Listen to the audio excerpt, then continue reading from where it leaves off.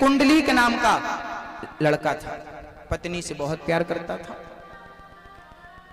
अब पत्नी ने कान भर दिए, सुनो जी तुम्हारी मम्मी ने तो हमें कुछ गहने वहने दिए ही नहीं। कुंडलीक बोला नाना मेरी माँ के पास कुछ है ही नहीं।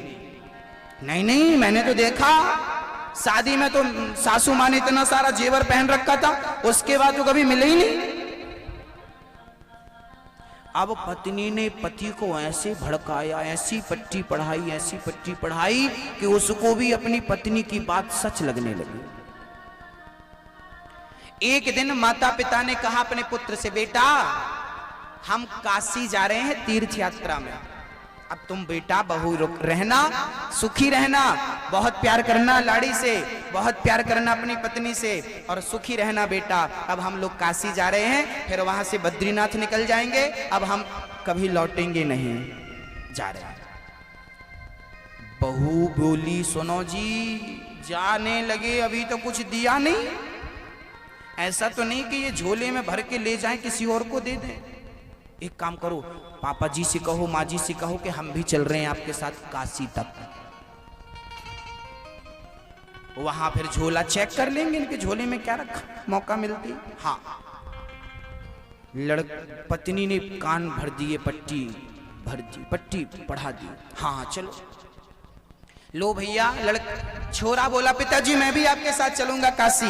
पिताजी बड़े खुश हो गए, चलो सेवा करने वाला साथ में रहेगा, मस्ती से चलेंगे। लो भैया माता पिता काशी पहुंचे, ये बहू भी साथ में लगी, ये बार बार झोला देख रही है, क्या इसके भीतर क्या, बार बार सासू माँ का झोला देख रही है ना। चले गए काशी के एक धर्मशाला में, माता पिता रुके कुंडली के। एक कमरे में माता पिता रुके हैं, दूसरे कमरे में ये दोनों पति पत्नी बेटा बहू रुके हैं। अब कुंडलीक रात के 12 बजे पहरा दे रहा है। 1 बजे जाग गए रात को और देखा कि दरवाजा की कुंडी खुली होगी तो मैं अंदर जाके झोला उठा के ले आऊंगा, चेक करके रख दूंगा। 1 बजे से मौका देखता देखता रात्रि के सवेरे के भोर के 4 बज गए, पर अभी तक कोई मौका नहीं मिला। उसी समय कुंडली को कुछ नजर आया। क्या नजर आया वो बहुत ध्यान से सुनना।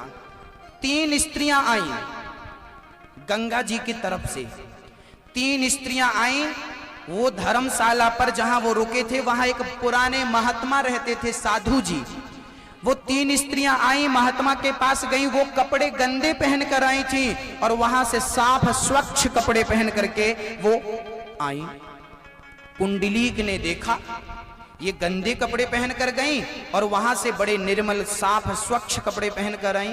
कुंडलीक से रहा ना गया, उस बच्चे ने टोक दिया, देवियो जरा रुकिए, ये आप कौन हो, कहां से आई हो, और ये रात्रि के अभी सवेरे के 4 बजे और कहां गई थी बाबा जी के पास। उन तीनों कन्याओं ने मुस्कुराते हुए कहा, बेटा हम, ये गंगा है, ये यमुना है, ये सरस्वती है, हम तीनों गंगा यमुना सरस्वती हैं। अच्छा आप गंगा मैया हो? हाँ। तो आप ये कपड़े गंदे पहन के कहां गई थी? गंगा मैया जी बोली कि पापियों के पाप धुलते धुलते हम गंदी हो जाती हैं। जब पापी लोग हम में स्नान करते हैं ना तो हम गंदी हो जाती हैं, और अभी 3-4 दिन से हम कुछ ज्यादा ही गंदी हो रही हैं। बेटा आश्चर्य से बोला, क्यों 3-4 दिन से ऐसा क्या हुआ? गंगा मैया बोली, जब से तुम यहां आए हो ना तब से हम कुछ ज्यादा ही गंदी हो रही हैं। हमारे आने से? हाँ। गंगा मैया बोली, देख तेरा बूढ़ा बाप पड़ा है, जब वो मेरे जल में स्नान करता है मैं पवित्र हो जाती हूँ, क्योंकि तेरा बाप धर्मात्मा है, तेरी माँ बहुत धर्मात्मा है, निर्मल मन है, निर्मल स्वभाव है। लेकिन तू कपटी बेटा, तेरे हृदय में अपने बाप के प्रति कपट है, अपनी माँ के प्रति कपट है, और तुम जैसे कपटी बेटा जब जब गंगा में नहाते हैं तो मैं और भी ज्यादा गंदी हो जाती हूँ, और फिर ऐसे महापुरुषों का दर्शन करती हूँ तब मैं पवित्र होती हूँ। तुम जैसे बच्चे जब गंगा स्नान करने आते हैं तो गंगा अपवित्र हो जाती है, तो माँ बाप से कपट करने वाले गंगा नहा रहे हैं तो ये गंगा को गंदा कर रहे हैं। ये घटना कलयुग की है, इसे कहानी मत समझ लीजिएगा।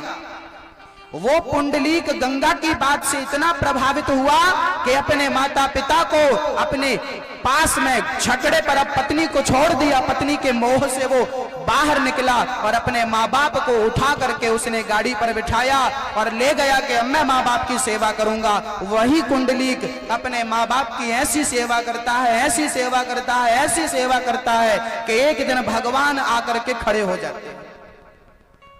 बेटा देख, मैं आ गया हूं, मेरा दर्शन कर। बच्चा बोला, आप कौन हैं? मैं कृष्ण हूं। तो सुनो, अभी मैं मां की सेवा में लगा हूं, आप कल आना। भगवान बोले, कल मैं नहीं आऊंगा, आज दर्शन कर। तो वहां पर वो माँ बाप की सेवा कर रहा था। इस गोद में पिता का सर, इस गोद में माँ का सर दबा रहा था। माँ का सर, एक ईंट पड़ी थी, एक ईंट फेंक दिया बाहर तरफ और कहा कि इसमें खड़े हो जाओ, जब तक हम माँ की सेवा नहीं कर लेते हम बाहर नहीं आ सकते। वो ईंट पर खड़े हो गए भगवान, और वो आज तक ईंट पर खड़े हैं। जानते हो ये कहाँ की चर्चा है? जानते हो? नाम सुना है कभी विट्ठल भगवान का? महाराष्ट्र में जैसे वृंदावन में बिहारी जी हैं, बांके बिहारी, ऐसे महाराष्ट्र में विट्ठल भगवान हैं। विठोबा विट्ठल भगवान, वो माता पिता की सेवा कर रहा था। भगवान खड़े थे, उसी समय माता पिता, संयोग देखिए, भगवान ने उनके माता पिता को अपने अंदर लीन कर लिया। और जब ये माता पिता मर गए तो उस बेटे को माता पिता का दुख बर्दाश्त ना हुआ, माँ बाप का बिछोह बर्दाश्त ना हुआ, और वो भी माँ बाप का चिंतन करते करते प्राण त्यागता है। 3 विमान आते हैं और विमान में बैठ कर ये तीनों अपने भगवान के परम धाम को चले जाते हैं, केवल माँ बाप की सेवा करके। और भगवान उसी ईंट पर खड़े हैं, बोले जब तक तू मुझसे मिलने नहीं आएगा तब तक मैं तेरा इंतजार करता रहूंगा। आज भी वहां पर ईंट के ऊपर भगवान खड़े हैं और विट्ठल भगवान के नाम से पूरी दुनिया उन्हें आज भी जानती है। आज भी उनका मंदिर वहीं पर उसी जगह पर है और वहां वो ईंट पर खड़े हैं। कलयुग के अंत में वही बालक फिर आएगा और भगवान उससे मिलकर फिर इस विग्रह को फिर भगवान अपने परम धाम को ले जाएंगे। कलयुग के भक्तों के लिए भगवान यहां पर खड़े हैं। तो कृपया अपने मां बाप को ही भगवान के नजरिए से देखिए। पति कौन होता है मेरी मां? परमेश्वर होता है।